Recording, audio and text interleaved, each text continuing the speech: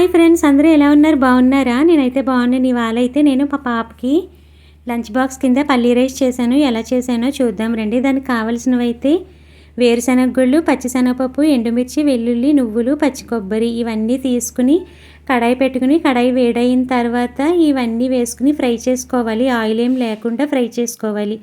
ఇవన్నీ ఫ్రై అయిన తర్వాత పక్కకి తీసుకుని చల్లారిన తర్వాత మెత్తగా పౌడర్ చేసుకోండి. తర్వాత మీరు రైస్ కూడా రెడీ చేసుకుని పక్కన పెట్టుకోండి.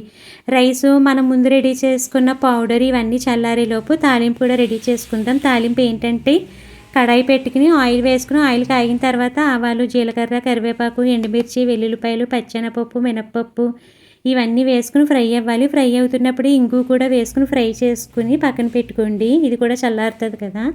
ఇప్పుడు రైస్ తీసుకుని రైస్లో మనం ముందు రెడీ చేసుకున్న పౌడరు, తాలింపు ఇవన్నీ వేసుకుని సరిపడా సాల్ట్, సరిపడా నిమ్మరసం వేసుకుని చేతితో బాగా కలుపుకోండి. టేస్ట్ చూసుకోండి ఎలా ఉంది ఏంటి అన్నది.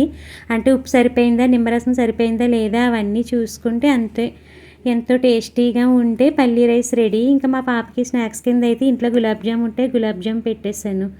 ఇంకేంటి ఫ్రెండ్స్, ఇంకా మీకు క్లియర్గా కావాలంటే నేను లాంగ్ వీడియో పోస్ట్ చేశాను, తప్పకుండా చూడండి. అందులో అయితే ఎంత రైస్కి ఎంత క్వాంటిటీ తీసుకోవాలి అన్నది క్లియర్గా మెన్షన్ చేసి చెప్పాను.